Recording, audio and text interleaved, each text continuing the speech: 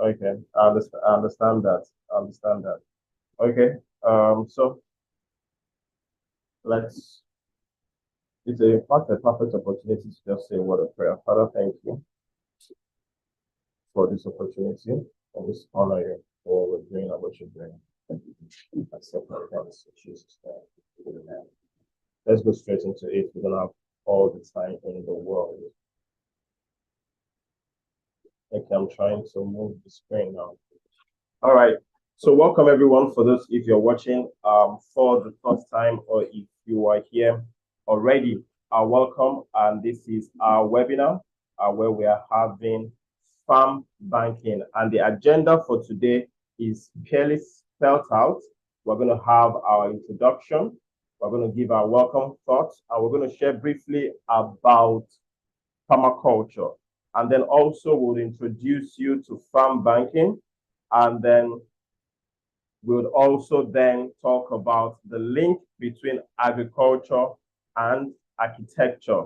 It's very interesting. It may look as if how do these meet, but I can tell you for a fact that there is a link between agriculture and architecture. And then we're going to talk a little bit about permaculture so that you see permaculture and use, you see ideas. And then we'll look at a few of our project examples, and then we'll take it up from there. Okay. Going forward, please let me know if the screen is changing enough or fast enough for you, because it seems not to be changing fast enough even here where I am. You can just let me know in the chat box or probably say, okay, it's finally changed here. Please let me know if you can see it. So you're also welcome.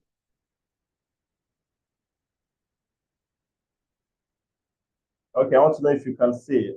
Okay, I think because I'm on welcome thoughts now.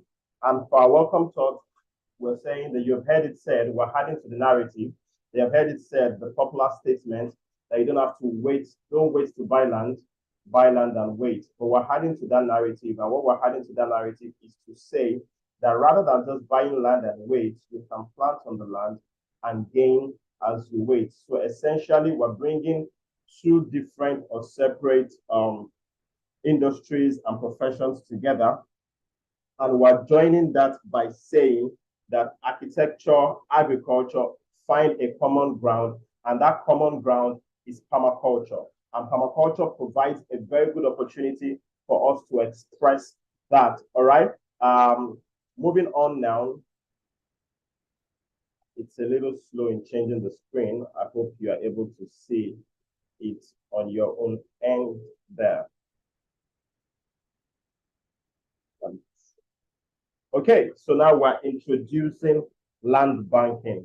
Now, land banking is the conventional practice where people buy land as an investment and they hold it for future value, and they don't have any specific plan to develop it. And you can see from the image that we have there that that's a picture of Ikoyi, God knows how many years back. I know there's this popular saying that, oh, the land is too bush, I can't afford to buy, or I don't want to buy it now, that when will development get here?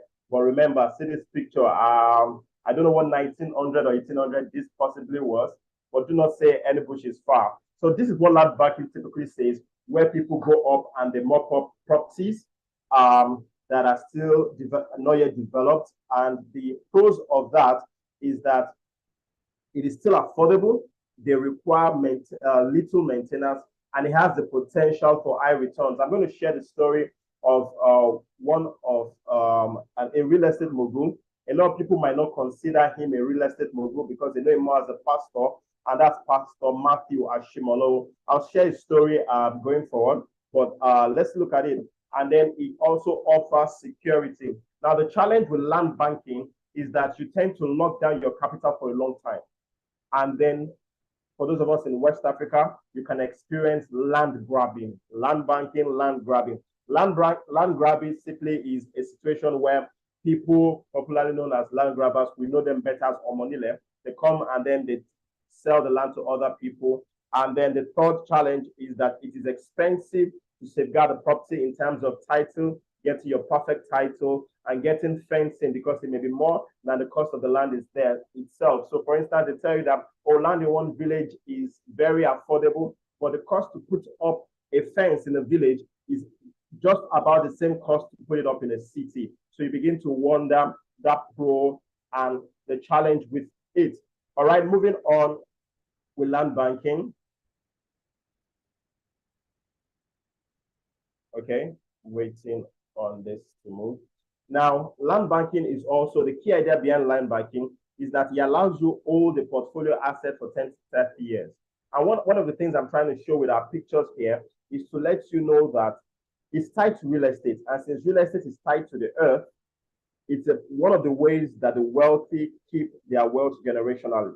Right now in the United States of America, Bill Gates is the largest single owner of agricultural land. And it may shock you to wonder, why does a man that got his money from tech seem to keep buying up agricultural land? He has more lands than a lot of states in our country currently. Now, it is one way that the wealthy have found out that this is a surefire way because land is limited, it's tied to the earth, and it's limited, and it will keep almost always growing because it's a scarce commodity. And this picture shows you Lagos Ikorodu Road. If you're familiar with it, even if you're not, you can see the changes that have happened in just about 60 years, from being a pure bush to being an urban area. All right, let's go to another part of the topic that I enjoy very much, and that is permaculture. So remember, we're introducing farm banking. We started with a background of land banking, and now we're introducing permaculture because this is what I call the bridge. This is the game changer. This is what brings the new edge into it. Now, permaculture is a design thinking system that essentially ensures you provide and produce optimal agriculture with the minimum or the best yield possible. And it is the use of natural resources and builds natural ecosystems. Now, it's also an approach that ensures you design an integrated landscape. So if you look at what people are pushing out there, the circular economy, sustainability, I mean, they're just concluding the COP climate change conference in Dubai, and this is actually the solution. The solution is right here under our noses, and I'm glad one of the thoughts from that conference is the fact that water and treating the earth with respect is one of the solutions to ensuring that we have a future for our generations.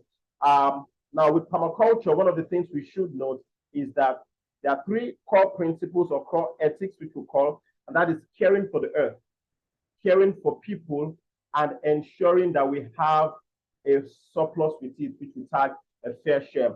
Okay? Earth care, people care, and a fair share. All right? Now, permaculture involves a wide variety of disciplines. You know, I've talked about architecture and agriculture, and that's simply because I come from a background. I'm an architect. My mom was an agriculture teacher. I love nature. So permaculture was naturally a solution for me. But I want a lot of people, and as many people as are out there, to begin to familiarize themselves with permaculture. It encompasses a wide variety of disciplines, from engineering to architecture to geology to design. It affects the way you think. So I've given some examples here. With an architect, when you introduce permaculture, it will produce responsible housing. And stay with us, you will find that there are lots and lots of opportunities with this field. With an engineer, you know, a lot of engineers do tests on partial replacement, trying to get sustainable materials. But I tell you, permaculture will promote that. It would encourage you to ensure that we don't just take from the earth and then return nothing, because nature abhors a vacuum, but it ensures that we take from the earth in such a way that the earth is able to yield and provide for us generationally. It affects medicine, it affects banking and finance, it affects agriculture, geology and geography, it affects climate change. So this is actually something that everyone living, because there's a Kenyan proverb that says, treat the earth well. It was loaned to you by your children. Now, if we are going to be here and we're going to hand over the earth to our children and they're going to hand it out to their children, we must ensure that we take care of the earth in such a way that it's able to take care of future generations. All right. Moving on now, still on permaculture, because like I said, I love it, but we cannot fully exhaust what permaculture will do for you. I'm introducing the concept so that we can go do our research. There's an association for you which I'm privileged to be a member of. These are the principles of permaculture. These are 12 principles. We can't go through them. I can talk about one or two of them. For instance, point 1 says to observe and interact. Permaculture's main goal is to get people to work with the earth. I mean, if we are stewards of the earth, we're planted in the earth, we must design our buildings and all that we do in a way that it is symbiotic with the earth. Now, the first thing, you buy a plot of land and say you are the owner, you're the client, you just want to come and do a 4-bedroom, you want to come and do a duplex, you want to come and do a commercial property. But what permaculture will tell you is that no, go, let the earth speak to you. What kind of thing will be good? How do you work in conjunction with the earth to design either a building, either a farm, either a project, or get a resource from the earth in a way that is symbiotic and that it will yield what you need and also yield countless others, and we will not destroy the earth doing so. You know, we have a lot of erosion right now. We have a lot of green gas emissions right now, and that's because we skip this part. We just want to overlay our own ideas on the earth. One thing permaculture will tell you is, so let me conclude with that example. You have a piece of property, you invite an architect. Don't just come and say, I want to do this, I want to do this. The next thing is to observe and interact. You may have a tree there that is very good, that can provide good shade, that can provide good ventilation for you. But if you just come, you clear everything and you want to start from fresh, that's not the best idea. And you see, we have just taken the first one and there are still 12 more. Like I said, there's the Greenland Permaculture Association, and I want us to, we can reach up on that and talk about that later. But because of our time, I'm very conscious of our time. Let's move ahead straight into why we are here. At Kabzeel, we're introducing farm banking. Now, what do we mean when we say farm banking? Remember, we talked about land banking, which is when you just buy land and you keep it there, hoping that it will develop. We're saying farm banking now is a system of aggregating land in a location that's still developing, which is land banking, and utilizing it for long-term, low-maintenance, yet high-yield agricultural production. So this is adding the agricultural edge to land banking. Because a lot of real estate, particularly in Nigeria here, what developers, what they do is they go buy land. So you hear Aton, you hear Ibesa, you hear a lot of Immortal, and right now everybody's shouting Ekwe. What a lot of real estate agents do is they buy land, they fence it, and then they leave it, and they're waiting for development. But what we're saying now is that's a good plan, but we're adding a little there that you can actually buy land, plant economic trees on that same land, and by the time you are ready, you can then harvest from the land, the trees, and then your land will have gained value with minimal effort. So when people buy the land, usually they clear it. And after they clear it, then they come back, say 10, 15 years later, and they look at the land and they clear it again. I'm like, no, you wasted time. You could have, while waiting, gained as you wait. So our key thoughts here are: 1, you're buying land; 2, you're planting on the land, and then you're gaining as you are waiting. I hope that's easy enough for us to understand. And we came up with farm banking principles. These are our own indigenous principles, ingenious principles. And they're separated into 3 core levels. One is to buy early, buy the earth, buy the future. Then the second part is to plant early, plan and plant for the earth, plan and plan for the future. Then the third part is to wait. We still consider that.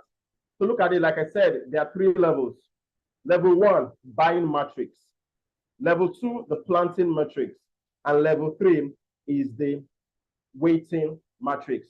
So you're buying early, you're buying earth, and you're buying the future. We would explain this. You're also doing the same by planting early, you're planting earth, you're planting the future, and then you're waiting as you watch and wait. All right, let's move on from there. So what do we mean when we say buy early? We're asking that you make money moves. Make those money moves and your money decisions quick. Make them young and keep making them as you're young. If you're here, you're on this call, you're watching this later, you're in your 20s, you're good. You're in your 30s, you're getting late. You're in your 40s, you're getting really late. You're in your 50s, start thinking of your children. You're in your 60s, think of your children.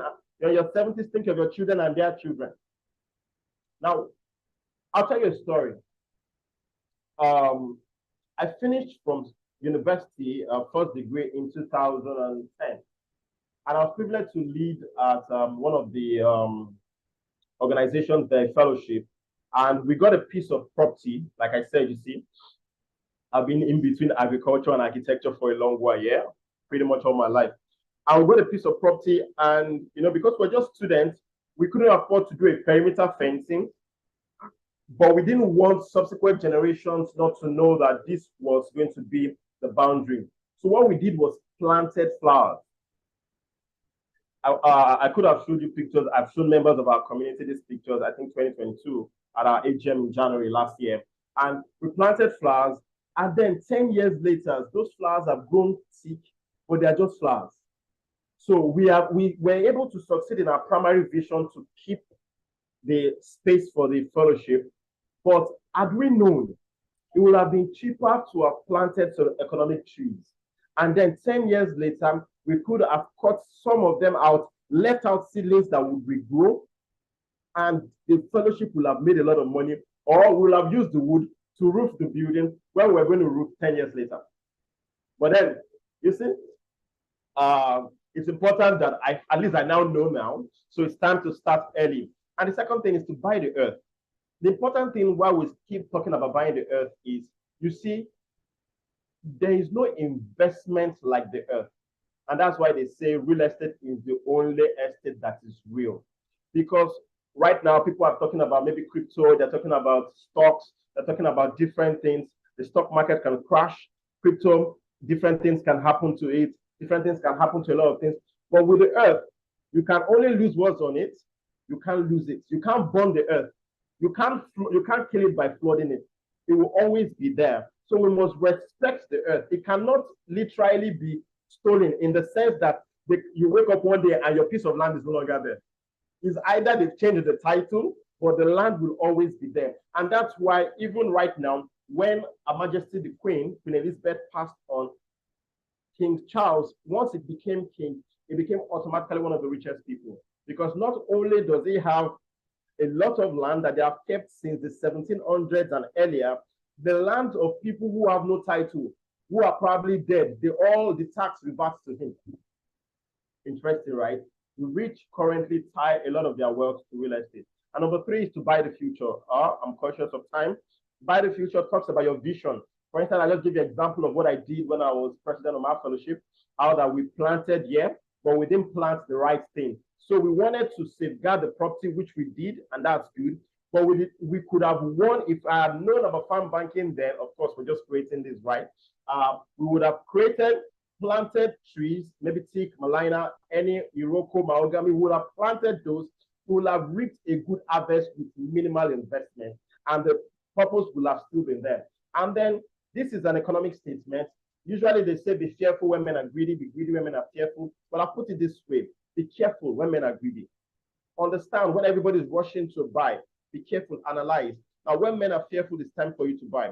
I'm not sure it's time for me to tell you my story, or the story I wanted to share about Pastor Matthew Ashimolo. All right, let me share it. I can refer to it over and over again. He told me this, well, he didn't say it one-on-one. He shared it at a conference I attended, and he shared it this year, and he's 71 this year.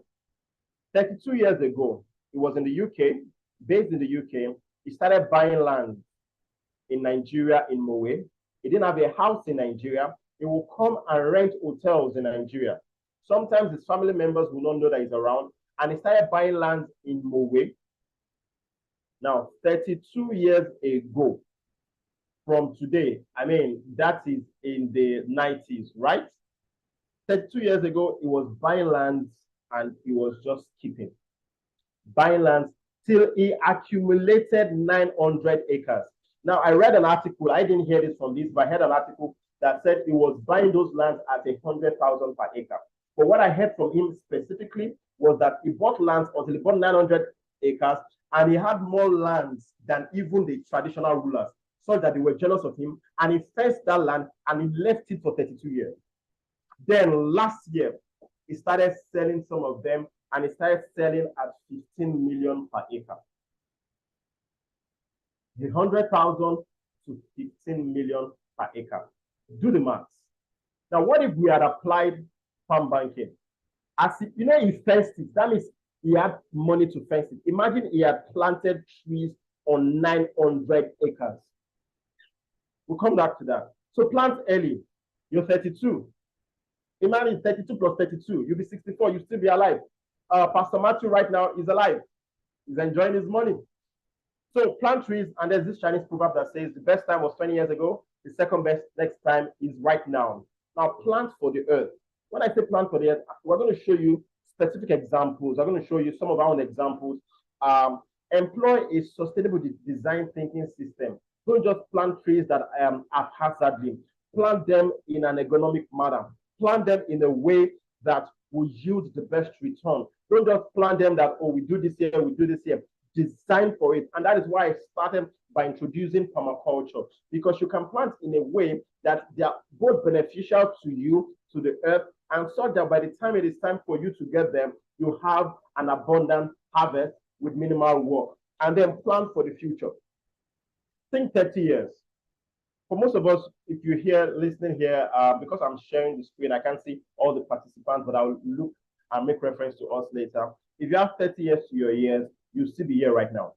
Your children will still be here. And farm banking, we don't even say you have to do 30 years. I recommend people think 30 years, but this system works from as little as 7 years. 7 years, you begin to see substantial returns. All right, let's move on. And the final thing is to watch and wait. And I love the quote that says, eternal vigilance is the price for liberty. Men who own the future, they kept sowing while others were reaping, and saving while others were feasting. Buy the future, sell it not. And my question to you, where were you 10 years ago? Where would you be in 10 years' time? You know, a lot of people, they say things like, I have one house. My family has one land. We don't know what to do with it. I hear that a lot. I'm saying, still in church, I think on Sunday, someone was still speaking to me. Oh, I have someone that has a lot of land and doesn't know what to do with it. Believe me, this is an opportunity that can help transform our economy in one generation. President Obasanjo has at least 10,000 acres, hear me, of fully planted thick trees. You see the man is always fresh. The man is 85 and strong, always fresh. I'm saying not oil palm, thick trees. And he has kept them there for at least 20 years. Amazing stuff, I tell you, amazing. So where were you 10 years ago? Where will you be in 10 years' time? All right, let's move on. Now, what are the processes to do for farm banking? Get the land, whether it is purchase, whether it is tenure or long lease, get the land. Assess what type of land is. You cannot have land by the beach and say you want to go and do teak. If you speak to us, I will simply, in fact, I can give you here, do coconuts. Do coconuts. Do you know right now, not only can you get coconut from it, you can actually get a lot of products from the back, from it. Cocoa peat, there is a lot. Biochar, there is a lot you can get from coconut. Coconut oil, the milk, I mean, there's a lot. But you need to consider your land type, you need to consider your soil type, and then you consider water. Water is so a lot of people in architecture, if you're here and you're from the architecture or engineering background, you would understand that, oh, let's just look at the land, and I want a nice land, a good land, that's not slopey for buildings. But people from the agric permaculture background, they begin to look at the water interactions, the energy interactions, because you must consider this. Your land will need water, and water on any property is always a good thing. Please, I'll say this here for free. You have a piece of land, there's water on it. I beg you, don't just go and fill it. There's something that real estate guys do. The first thing that they go and do is they go and fill everything. That is not the solution. With permaculture, you can create eco ponds, you can create eco pools, you can plant in some of those areas. Yeah, you may need to fill some areas. If you have roads, you may need to fill some of those areas, but you can do it in such a way that you have a beautiful, robust system. The next step after all of this is to now begin to consider the development level. How many years are you looking at? Are you looking at 5 years? Are you looking at 10 years? Are you looking at 15 years? Are you looking longer? Those are the kind of conversations you want to begin to look at after that. And then you now look at design and your documentation, architectural layout, agricultural layout. Before I go, I'll try and speak a little to an example that I have here, which is a layout that we did for one of our projects. And then once you are done your layout, the next thing is to begin implementation. Establish. A lot of real estate companies, you know what they will do? They will clear the land, and then they will come and do promo on the land, and they will be using that as a video while the land is clear. And then bush will continue to grow, other trees will grow over time. No, once you clear the land, establish it with your trees. So here you have the video where your trees begin to grow. And then you have a plan for your short-term trees. What kind of trees do you want? Now let me come. I'm not sure if you can see my icon. Sorry, can anybody tell me if you can see my icon? Welcome, welcome. I'm just looking through at some of our participants. Yes, Yalaje, good to see you, Anna. Good to see you, my K-Lite members. Okay, yes, I see the remark. You can hear me well. Good, thank you. All right, so if you can see my icon now, this is one of the designs we did.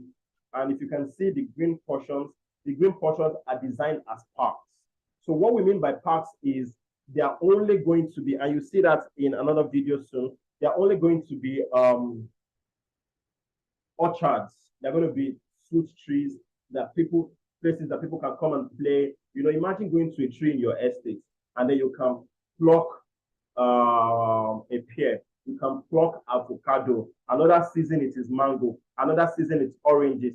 So that's what will happen around here. But everywhere you have the normal residential plots, are going to put trees around them. And it's such that when you're driving through the central place, you are meeting on the park all around you at different sites. Don't worry, there's a video. I hope the internet is strong enough for us to stream it.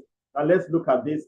This is the part I added for a lot of my architecture friends. You know, I find some people wondering that, are you now an agriculturist or is you an architect? Well, I like to look at myself more as a mix of both.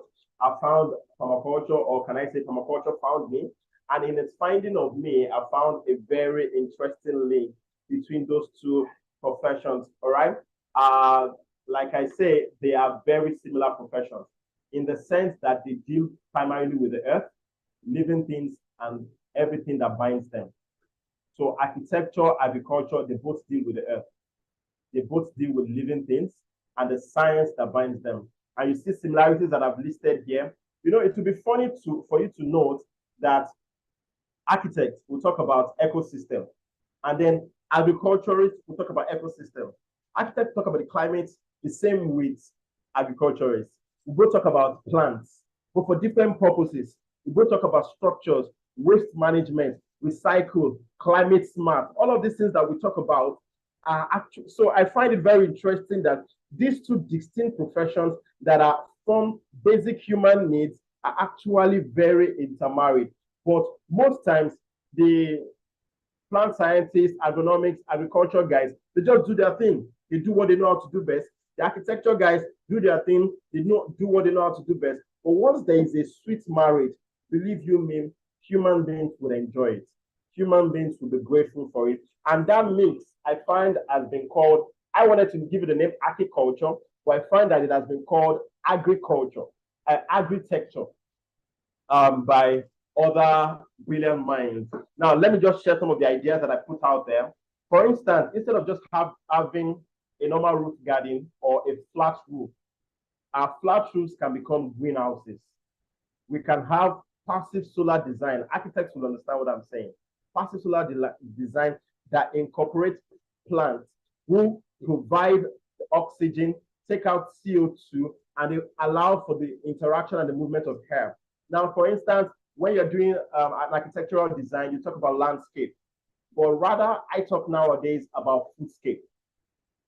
Why should I just say flower that is so beautiful, but I can't eat it? But I can tell you that a tomato plant is really beautiful and really tasty. The same with a pepper plant, habanero, but I'm not just a fan of raw pepper, yeah. But I know there are some of my guys that love pepper. So beautiful. Plants can be edible and beautiful. Now we have edges in architecture, but right now we're saying improvise by using food edges over normal edges. In a residential estate, you would have gardeners. In our own estate, you would have agronomists because they will not just be tending for landscape ornamental plants, they'll be tending to greenhouses, to edible plants. So imagine you're coming out of your house. Your gardener is not a roadside gardener. He's an agronomist in charge of the estate to ensure that the estate is sustainable in that it can produce adequate food for itself, and it also is a net exporting estate.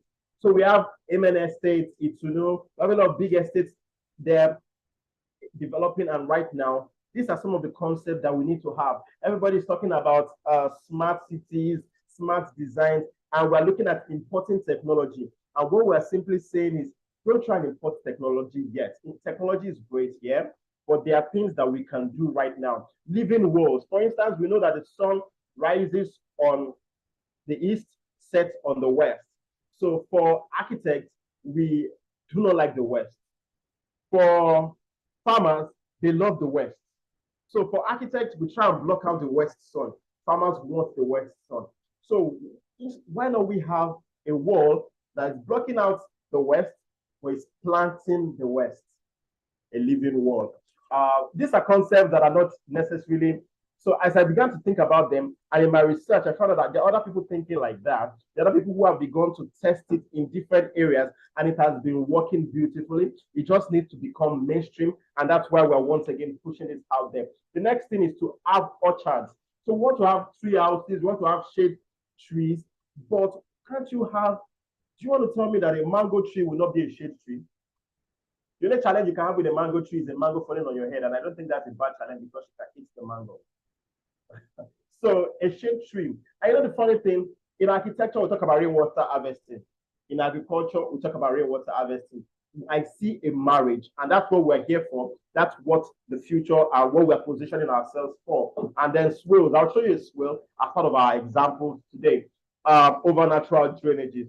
Then nature ponds instead of swimming pools. Swimming pools are sometimes a health hazard, child hazard. You see a lot of children that sometimes have issues with swimming pools, but nature ponds are an ideal solution. They can be short and they can be healthy, they can provide food, they can provide a natural ambience. In fact, abroad, houses that have pond properties tend to experience 15 to 20% increase in their property valuations just because they have a very good nature pond. All right, let's move on. I see I spent quite a time here.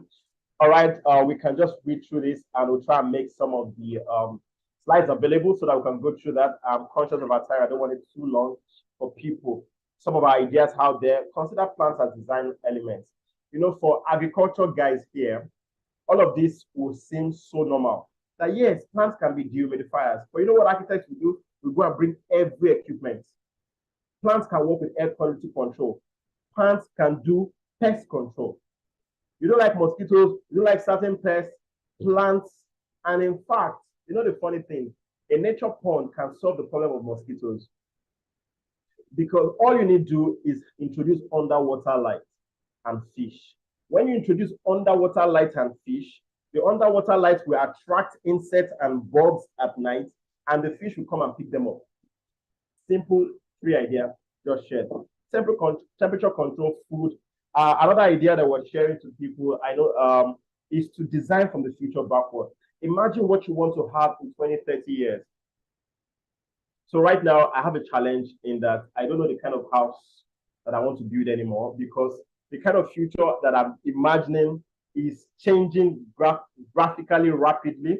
Build with generations in mind. You can build by planting. And what we want to say is, in our third point is that plant, design twice before you plant once. Run the idea over and over again. Be impulsive about it, but go through it as you grow through it. All right. Oh, still more ideas here. Conserve energy. That's the goal of passive design. And one of the things I encourage people to do with water. So you know what architects do? When it comes to water, we take it out. But for farmers, what they want to do is they want to take it and they want it to run through their system and then they run out. For permaculturists, what we want to do with water is that we want to take it and put it in the earth. As we keep it in the earth, it becomes available because our plants will get roots and they will find them. All right. You need to do a full permaculture course to get the full idea. Create and connect systems, link them together. Look at the Mandela pattern in the image there.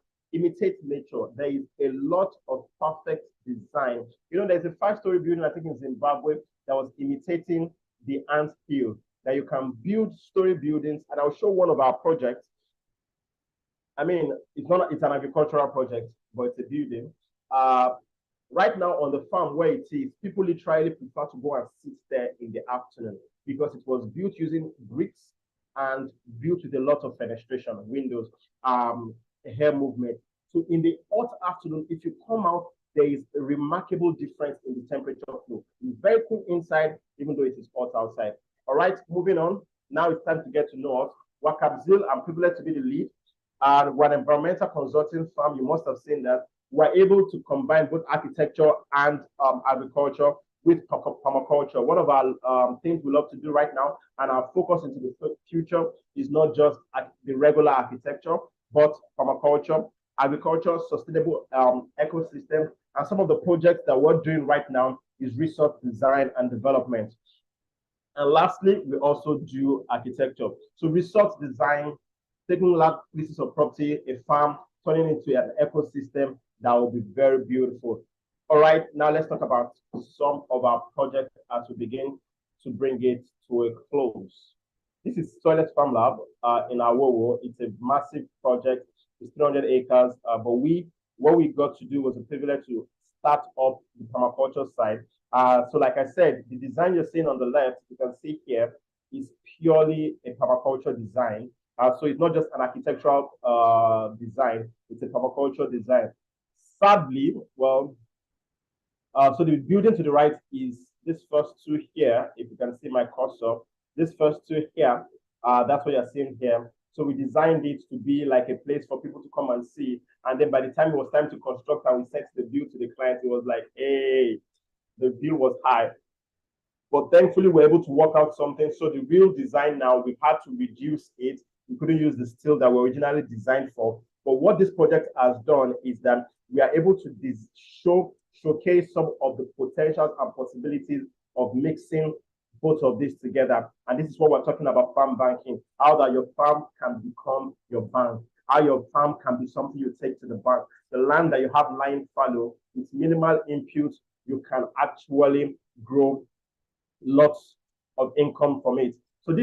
So like I said, you can see that we've had to change from the roof. But if you can see what we've done here, and this picture was sent to me yesterday, so it's still a work in progress. So we're not done.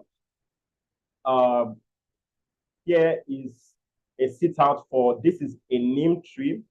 In Yoruba parlance, we call that dongoyaro. So it's going to grow and outgrow that. The trunk will be in that stage. People can then sit out around it. If you can see this place, what we're intending to do there is to plant things, vines, ugu, cucumbers that will grow over this trellis system, so that every time you are coming here. But you see this building, even though in its incomplete form, when people go there right now, we're unable to achieve what we wanted to do because of the budget, and it was going to be still. But at least we came up with something close and similar. But this building right now is about the coolest building without any form of electricity. This will save electricity costs. It will create new systems. This is just one of our projects. And if you remember, we're talking about swells, about what we want to do with water. This is a swell. People just do drainages and they want to, take water out, channel water out. But you see what a swell does from this first image is that it takes water in and then it sinks it into the ground. And we dug that out. So the brick building that you saw is just about 40 meters off this place. The land before it suffers a lot of erosion. But right now, once this swale was in place, and this was a picture I was taking after a rainfall to show that it's working, after rainfall, that is working perfectly. Now, right now, the land after it does not have erosion, simply because of the introductions of this. So we are saying that with proper design, you can design in such a way that, one, you don't have erosion problems, you're able to produce good food. You don't even need irrigation per se. You may need it at some time during the dry part, but by year 2, year 3, you will find that this will naturally flow. So there is a lot that the industry needs to come into the knowledge about, particularly from permaculture designers. The field is out there, the opportunities are there. Now let's look at the second project that we're looking at.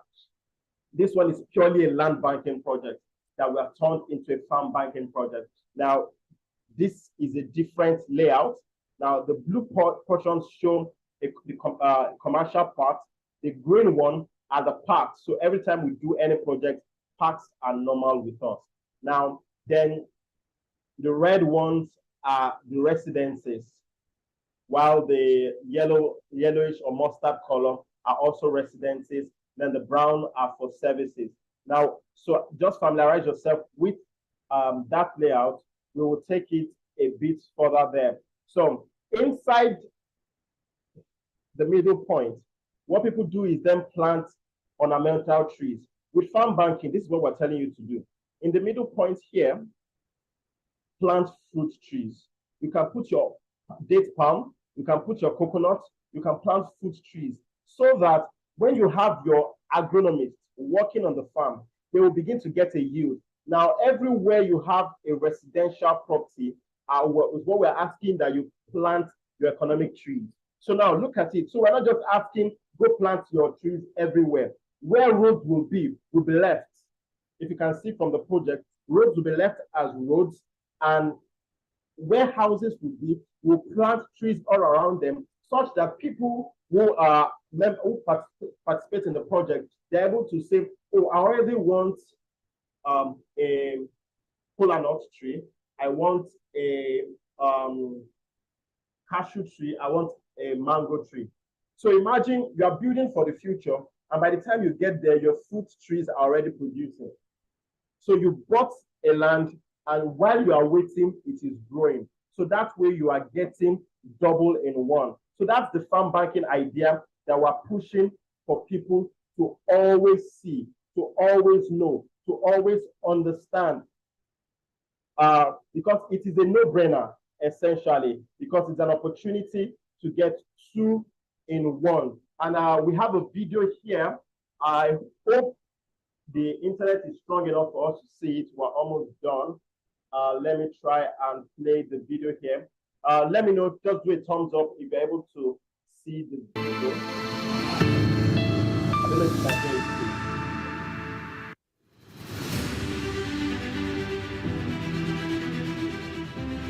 You can hear my voice. Those are greenhouses at the beginning. These are farm banking projects. The roads are left as roads. But everywhere, commercial parks, residential parks, we put economic trees, putting maligners, putting different economic trees. As you see the commercial portion, the first part is the commercial park to your right, and then immediately after the commercial portion are the park. And in the park you have trees and places that people can see in. I hope you can hear me.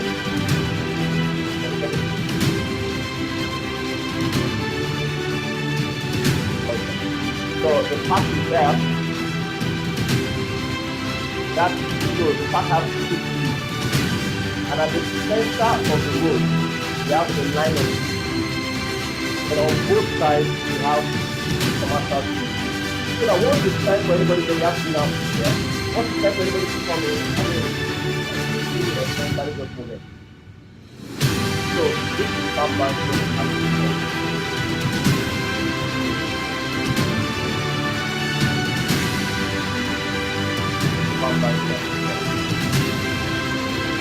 There you have a problem.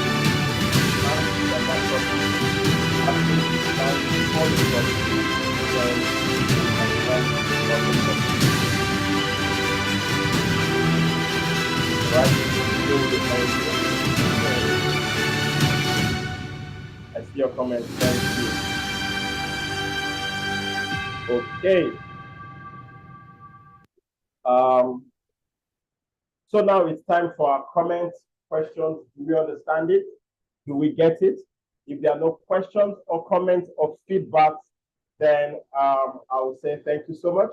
But I would like to hear comments, questions. Let's understand the idea essentially. Let me look at people. Thank you, thank you. Anna, thank you. Oh, I see someone is raising hands. Yes, yes, yes. That's my yoga. Mr. Lawan, shall I please go ahead? Please go ahead. You can unmute. Hello. Yes, please go ahead. All right. Good evening, everyone. I will especially thank Mr. Dean for this wonderful presentation. And honestly, this is the best way that spend this time. So my question for you, Mrs.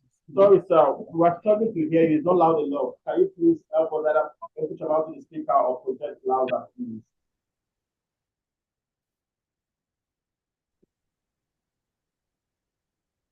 Hello? All right. Hello? Yes, sir. It's better now. Okay, fine. So I was actually thanking you for the wonderful presentation and to also admit that there's no better place I could have spent this time this night, if not for, here. Thank you. So inspiring and very loaded. Now, I just want to put this to you, sir, because these are very critical issues that you have raised that touches, our nation, even that also concerns generations yet unborn. So I would want to suggest, if it's possible for you to, as a company, push this beyond here, peradventure you could organize a stakeholder forum that will gather together players in the real estate sector, government officials, probably traditional communities, and a robust stakeholder engagement such that you share these ideas with them. For example, a lot of real estate companies are springing forth, and we see them all around. You just see them, the next thing they carry their bulldozers to bulldoze all the lands and all that. And, these lands are not being really maximized. So I was wondering if it's possible for your company to push this further by organizing a stakeholder engagement such that these real estate, players will be there, even maybe people in the government circle, Ministry of Environment, the ministry that is in charge of all these lands and all that would also be there, so that I believe that by the time people get to hear this kind of ideas, wonderful ideas that you have presented tonight, it will help us to really join hands together to really, save the future, just like you have actually advocated. So that's just my own contribution tonight to find out what your company can do to this effect. Thank you very much. Amazing as usual. Every time I hear it always inspires. Thank you very much, Mr. Olorunsola. Yes, I mean it's we're starting here, we're pushing this out here, and like we both know, I mean this has been a journey of just about 18 months now. But yes, we want to visit cooperatives, visit the ministry, visit other places, organize this. If it's something you're willing to come on the journey with us, I mean it would be a privilege. It's something that we can have this conversation. Also, I mean, we want to visit different stakeholders, as it were. Presenting our ideas to them is not a problem. One thing I do want us to do while we waited to this, because we've had this idea since we had our permaculture PDC essentially. One thing I want us to do is just come with talks alone. I wanted to come with the fact that we are doing it currently. We are positioning to the future. So, thankfully, that's what we're doing. So a few members are also, people are also buying into that. And yes, definitely, this is something we're making available. In fact, this is just one of our futuristic projects like that. The second one, we call it Farm and Tree, but there's no time to talk about this at this particular one because this webinar is strictly for farm banking. So, but yes, to answer your question, and yes, we would love to do that. We will plan to do that. Thank you so much for your large heart and for your kind words. Grateful, sir. All right. Do we have any other person that has a say, comment, a question? Okay, I see there are some messages. Let me try and get to them.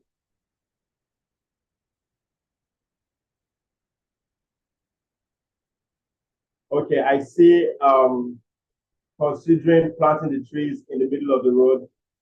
Can you imagine coconuts? All right. So thank you very much. My examples of coconuts are not necessarily, the first time I used coconut was for when you have wet land around beach areas. So when we are planting things like that, those ought to be for the park. But for the middle of the roads, mangoes, and it is not falling in such a way that there is no way. There is a pathway where people walk. Falling on the road is not a problem because we are going to maintain those. So there are specific trees that we're going to put them. The kind of trees, they could be ornamental, they could be perfume trees, but they could be also fruit trees that you pluck. And believe me, even having them in your house, it's a beautiful thing. So, and I don't see planting it on the road has been a problem. You see, even in Malaysia, on both sides, what Malaysia has stopped to is oil palm. In Nigeria, if you go drive on our express, you will see a lot of wild untamed forest. It's good. But in Malaysia, you will see well-cultivated oil palm. No wonder they're one of the leaders in the world today. What I'm saying that right now, what we can do is to plant and cultivate what we can plant and ensure we earn an income from. So coconuts are not designed for the center of the road. I said dates. So the kind of things that would work at the center of the road are definitely not those heavy ones, but things that people can even reach out to get a grab of while they are parking, and it still constitutes increase. So it will not constitute a necessary nuisance, but I get your idea, and I'm sure you understand me also. Thank you. Mr. Shijioke. I struggle to call your name because your name and mine signs alike, but mine is Yoruba version. Thank you very much for your comments. I'm grateful.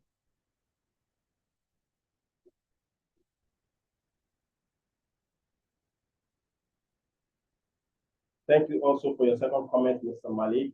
Yes, permaculture is a way of life, and it's about thinking and as you design what works for you. Now, when some of the examples that I gave here, for instance, you can't just wake up and now start doing swirls everywhere. But people, that's why what I said is for different sites, the first thing is what is best suited for this place. What is best? For instance, a site that has too much water does not need one swale.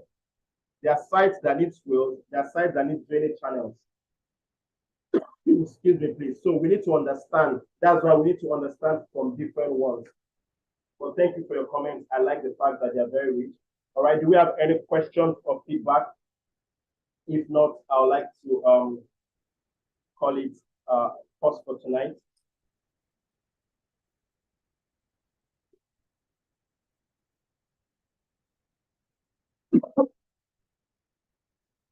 All right, it appears that there are no more questions. This is to thank everyone that has joined us. If you drop your email to either the number or you send us a feedback, we can send the slides out to you. If you register with us, send the slides out to you. Thank you so much, Musola. Thank you, Anna. Thank you, Chidubin. Thank you, Mr. Chijoke. Cornelius, I see you. Mr. Malik, very good engagement. Thank you. Mayoga, nice to see you. Deji, good to see you here. Dotso, respect always, respect always. Good to see you. And Technospark, of course, I don't know who that is. Thank you. I see your comments. Thank you so much. All right, I'll stop sharing now. So remember to either reach out if there are any questions. I will take it up from here. Probably you'll see us in another engagement at another time. Thank you so much, everyone, for this opportunity, and do have a very lovely evening. Good night, everyone.